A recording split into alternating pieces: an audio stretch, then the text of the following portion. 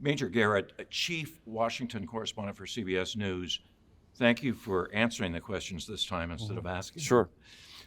You're here at a summit, the Eradicate Hate Global Summit. What is the role of journalism in trying to deal with the issue of hate-fueled extremism? I think the first role is to understand that events that come to us that appear to be isolated may in fact not be isolated.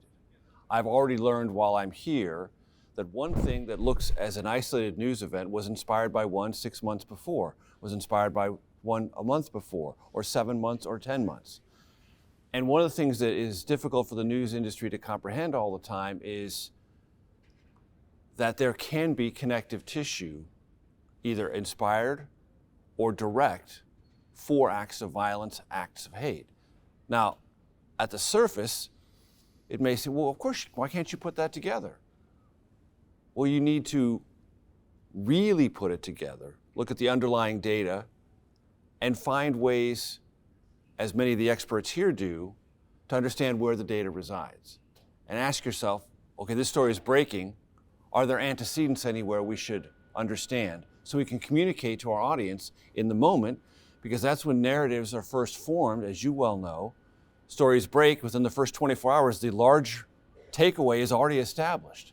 And if you come with the story 2 or 3 days later, it won't be nearly as heard as it is on that first day. So what we need to get better at is understanding antecedents and things that maybe propelled something to happen in the moment. And there are ways to do that, and I'm trying to learn how. Given the very nature of the news business, get the story, get it out. It's deadline sensitive now more than ever because there's no longer just an evening news. Get it up on the website. Given that constraint, is it realistic to go in the direction that you're talking about, which I think is completely We have valid? to try. We have to try. And there are ways to look, and we do this now, and news organizations do this now. Let us say there's an event, a tragic event that is involving violence, and there is a known suspect within 2 or 3 hours. We run through, what have you done or not done on Facebook or Twitter or Instagram or TikTok, and those things are publicly. But there are other ways, and experts here know other ways to find to go deeper. We should get more experienced at that, and we should understand that in previous acts of hate-filled violence, there is a subculture that is inspired by it, even as most of America, or in some cases, most of the world is horrified by it. There is some quadrant that takes it and burnishes it. I had no idea that the perpetrator of this massacre here in Pittsburgh was in some dark corners of the web almost instantly lionized afterwards and was named in future acts of violence as an inspiration. I didn't know that at all. How could I not know that? That's what I mean. Now, I'm not saying I'm the best or the worst reporter, but there are ways in which we as a journalism industry have to understand that there are ways, A, to find this, and we've got to go look for it so we understand what some of these patterns are. Given the fragmentation of the consumption of the information, are the people who really need to see the messages ever going to see them? Hard to know, but what I know for certain is that doesn't mean we ought not to try. And look, CBS is a big news organization. It still has a large reach. If CBS has it first, NBC is going to go after it, and ABC is going to go after it, and the New York Times will go. Well, pretty soon you have pretty wide reach, and that covers a lot of ground. So the pursuit of news and understanding things and understanding them sharper and better is something your competitors will follow and try to emulate or try to match, as we say in the business. So that gets it out. Does that get it everywhere? And does it get it those who most need to hear it? I don't know who those people are in every instance, and I'm not going to risk or do the mathematics on whether or not it will reach everyone. I just know it's better to reach as many as possible. With the legacy media, the CBS News, CNN, Washington Post, New York Times, still outstanding organs of journalism. Some of the most qualitative journalism in America goes on in those outlets. I'm not sure that those stories ever make it to social media. In what sense?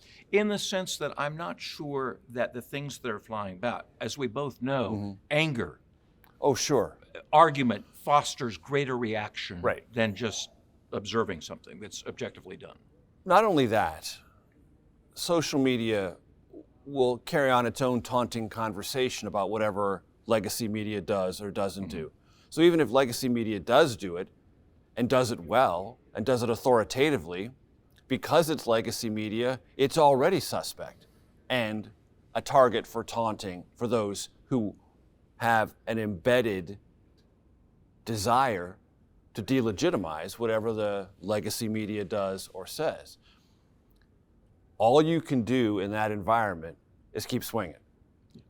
All you can do is keep putting the best journalism out there, the most verified stories out there that are possible, and hope an audience finds them because they look for them. If you cede that terrain, you've lost. And journalism is lost. And the ability for people to distinguish one from the other, fact from fiction, is also lost. Is there an appetite at CBS News, for example, to analyze the way we have covered this most recent story, this most recent attack, this most recent extremist attack? Is there an appetite to discuss, to study, how should we do this? How can we do it better? Or when Major Garrett leaves this summit and goes back to New York, D.C., are people going to hear you? I hope so.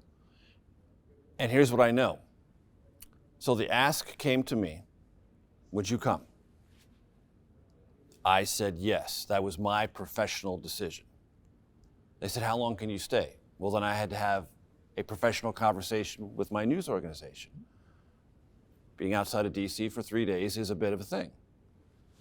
And they said, yeah, go there and take really good notes and come back and tell us what you've learned. Come back and tell us what you've learned. Don't make any pieces out of it. We're not sending a crew. Learn. Be a sponge, be a reporter, come back and tell us what you learned. That's what I'm going to do.